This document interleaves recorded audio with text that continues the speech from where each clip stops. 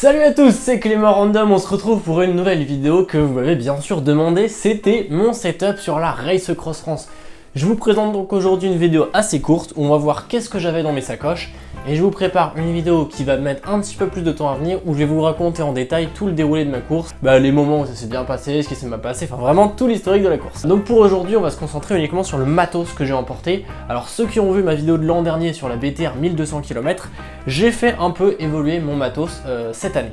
Cette année en plus 2500 km au lieu de 1200 l'an dernier, donc 2 fois plus de kilomètres. Le matos ne change pas du simple au double évidemment parce que partir pour 1200 ou 2500 c'est quand même à peu près pareil, mais j'ai fait des petites améliorations que je vous présente tout de suite. Alors déjà premier truc, vous l'avez peut-être remarqué, vous l'avez peut-être pas remarqué, mais j'ai changé de vélo. Alors j'ai pas changé beaucoup puisque je roule toujours, je suis toujours sous contrat avec Heroin, donc je suis ambassadeur de la marque et donc là cette fois-ci ils m'ont fourni un vélo avec frein à disque. Ça c'est le gros changement par rapport à l'an dernier. La couleur change aussi, c'est vraiment pas mal, le bleu nuit et le noir. Je trouve vraiment trop stylé comme vélo. Et en plus à rouler c'est vraiment super agréable. Donc c'était vraiment super allié sur la route pour ces 2500 km, il était vraiment tout à fait adapté. Donc là dans la configuration comme ça, vous le voyez monter avec un groupe Ultegra DI2. Les roues c'est des DT suisses, des PRC 1400 Spline. Et enfin dessus, j'ai testé pour vous, c'est des prototypes de pneus Hutchinson en tubeless. C'est une gamme qui va sortir en septembre, octobre et c'est des pneus qui sont vraiment destinés pour la longue distance, donc pour l'endurance, pour l'entraînement. À savoir que sur les 2500 bornes, alors je suis parti sur un setup de pneus qui était neuf, mais je n'ai eu aucune crevaison, monté en tubeless. J'étais gonflé à 6 bars, mais j'ai eu aucune fuite de tubeless, pas de micro-crevaison, rien du tout, et un très bon grip sur l'ensemble de la course. Pour moi, c'était aussi un saut cette année, c'était de passer sur du tubeless en route, et vraiment c'est un choix sur lequel je pense que je reviendrai pas en arrière. Voilà pour la partie vélo, j'étais équipé exactement comme ça. Bon, je viens de remonter le setup, donc il est peut-être pas super propre, mais c'est exactement la quantité de bagages que j'avais sur la route. Pour vous le faire, en très gros, derrière, sacoche Restrap de 14 litres. Dedans j'ai tout le matos, on va dire que j'utilise plus rarement. Les vestes de pluie, les fringues chaudes, le matos dodo et le matos de réparation que je vais pas toucher tout de suite. En dessous là, j'ai un petit hip-lock, c'est un espèce de, on va dire un gros colis Ril 100 mais renforcé en acier trempé. Du coup avec un petit digicode, donc c'est vraiment un antivol qui sert pour les boulangeries, pour les mini-stops comme ça. Ça peut être utile, en vrai on s'en sert pas beaucoup quand on est sur vraiment en campagne, mais ça peut être utile si on va dans un supermarché ou qu'on s'arrête un peu plus longtemps ou un endroit un peu plus touristique. Derrière évidemment ma petite lumière arrière, c'est une Lesin Zectomax 250 pardon. 2 bidons de 750, j'ai pas pris plus, ça a été. Dans la sacoche de cadre ici, j'avais tout ce que je voulais accessible à portée de main. J'aime bien avoir de la bouffe en avance, donc j'avais quand même pas mal de bouffe là-dedans. J'avais le matos réparation très léger, j'avais mon multitool, si vraiment besoin, un truc à resserrer pendant la route pour éviter de sortir la grosse sacoche de sel. J'avais, on va dire sur la partie gauche, tout ce qui est powerbank, câble pour recharger, les accessoires, ça peut être le portefeuille de temps en temps. Et dedans, j'avais aussi quelques fringues à portée de main, par exemple le matin, des fois je mettais la veste de pluie, des fois je mettais les gants quand je venais de les enlever. C'était un peu mon gros vide-poche et la grosse réserve de bouffe. Ensuite devant, vous le savez, j'adore ce qu'on appelle les food pouch, les poches à bouffe. Normalement c'est des porte-bidons textiles. Là j'ai deux modèles de chez Blahol qui sont vraiment pas mal, grands, un peu rigides donc qui se tiennent. Là il n'y a rien dedans, c'est pour ça ils ont une forme un peu bizarre, je vous l'accorde. Mais là-dedans j'avais vraiment toutes les barres de céréales et tous les snacks que je m'achetais à manger sur la route. Donc j'essayais de manger continuellement pour pas tomber en fringale. Ça m'est arrivé en plus sur la course, je vous raconterai ça dans la vidéo qui vient après. Et ensuite pour la partie cockpit, j'ai ma lampe à l'avant qui est montée tête en bas, qu'on voit pas trop parce qu'elle est côté gauche. Des prolongateurs avec une belle réhausse, donc ça c'était pas mal. C'est quelque chose que j'avais pas eu le temps d'avoir sur la course l'an dernier sur 1200 bornes. Ça m'avait vraiment détruit les poignets d'avoir vraiment une seule position avec tout le temps les poignets en appui. Là franchement j'étais vraiment trop bien sur ces prolongateurs, je les avais bien réglés, j'avais une bonne position dessus. Donc ils ont été vraiment super utiles. Et enfin, à l'avant, j'ai le compteur, le Hammerhead Karoo 2. Je vous avais présenté le 1 dans une vidéo un peu détaillée. Je suis désolé, j'ai toujours pas eu le temps de faire la vidéo sur le Karoo 2. Je sais pas si ça vaut vraiment encore le coup.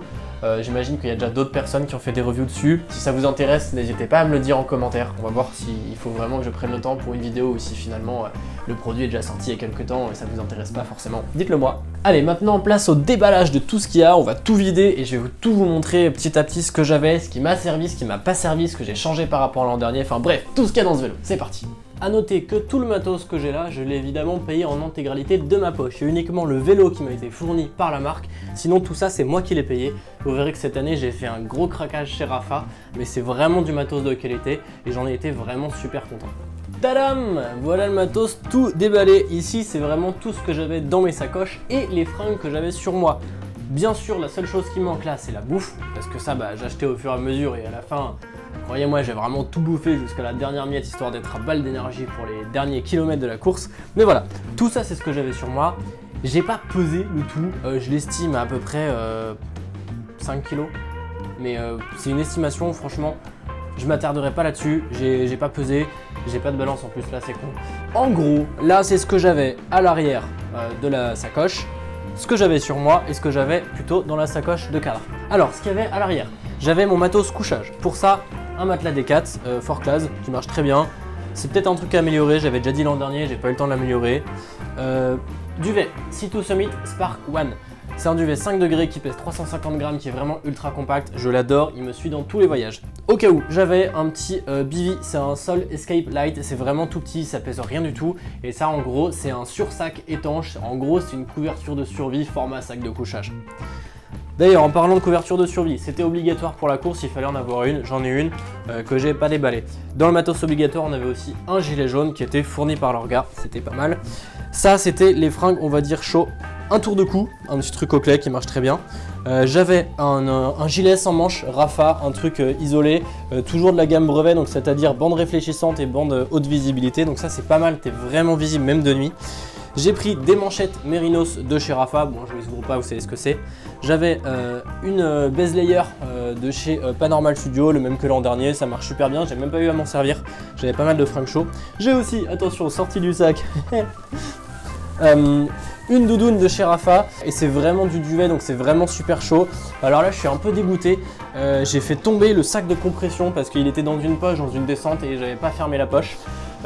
Du coup là je peux plus la comprimer, mais vraiment comprimer elle fait cette taille là, vraiment là je peux pas la comprimer sans sac et je suis un peu déçu de la marque. Ils peuvent pas me fournir le sac de compression en pièces détachées, même si je la paye. Donc ça me fait un peu chier et là ça veut dire qu'il faut que je trouve un sac de compression à la bonne taille. Donc voilà, ça m'a juste un peu déçu de la marque qui se veut un peu prestige haut de gamme, qu'on puisse pas avoir en pièces détachées quand on a payé quasiment 200 balles la doudoune. C'est dommage. En plus de la doudoune, dans les mésaventures, j'ai aussi fait tomber ma veste de pluie. J'avais acheté la veste Gore-Tex Shake Dry de chez Rapha, donc vraiment le plus haut de gamme, le plus cher. Et je l'ai perdu juste avant une averse. Donc j'étais vraiment dégoûté. En fait, je l'avais foutu sur le dessus de ma sacoche et je l'avais mal fixé. Et du coup, je m'en suis rendu compte et voilà, j'ai fait 100. Je peux pas vous la présenter là, je vous mets une petite photo pour voir à quoi ça ressemble, mais t'es vraiment trop bien parce que c'est très léger, ça prend vraiment aucune place dans le sac. Et quand il fait un peu froid ou quand il pleut, t'es vraiment au sec, t'es coupé du vent, c'est vraiment super agréable à porter. Ensuite, matos un peu réparation. Ah pardon, j'ai oublié les gants dans le matos froid. Matos un peu réparation, ça c'est réparation pour le vélo et après vous verrez les réparations pour le bonhomme. J'avais une paire de plaquettes de frein au cas où. Ça, trop bien, filé dans le kit de départ, j'en cherchais absolument, c'est lubrifiant chaîne, mais en tout petit flacon, donc trop facile pour en appliquer sur la chaîne et à garder à portée de main. J'avais des démonts de pneus, une mini pompe, une chambre air et des rustines au cas où j'ai un problème, mais j'ai eu aucune crevaison, donc nickel.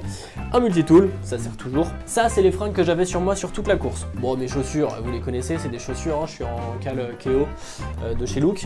J'avais une paire de chaussettes en Mérinos. J'avais le bib short de chez Rapha avec les poches cargo, ça vraiment trop pratique, genre j'avais mon téléphone toujours du coup à portée de main si je voulais prendre des photos, des vidéos, des choses comme ça ou même des barres de céréales, c'est trop bien. Ensuite j'avais un jersey en Mérinos aussi de chez Rapha, pareil la gamme brevet, donc exactement comme la veste en manche, donc bande réfléchissante, bande haute visibilité et beaucoup de poches derrière et devant aussi, donc ça vraiment pratique, même quand il fait chaud et tout, c'est cool et puis même si tu roules de nuit en fait on te voit bien avec tout ça. Ensuite, j'avais un petit casque Oakley et des lunettes, j'ai des Oakley Sutro. Donc voilà. Et ensuite, matos électronique et matos pour le petit bonhomme. Alors, je me dégale parce que sinon j'en pas. Oh putain, j'oubliais les petits Serflex. J'avais pris quelques Serflex au cas où. Tu vois, et je les ai oubliés là, je les ai oubliés au fond de ma sacoche. Ça, c'est vraiment le truc en. Ça pèse rien, ça prend pas de place, ça se glisse toujours dans une sacoche. Et au cas où t'es la moindre merde, ça peut être vachement pratique pour sauver un truc. Maintenant, matos électronique, j'avais 2 powerbanks plus une. Sur cette course, il y avait une spécialité, c'est qu'on avait des bases de vie, dont des drop bags comme on appelle en anglais, sinon des sacs de délestage en français. C'était donc à 2 endroits pour nous, kilomètre 500 et kilomètre 1100, où on avait un petit sac, où on avait le droit de prendre et déposer des affaires.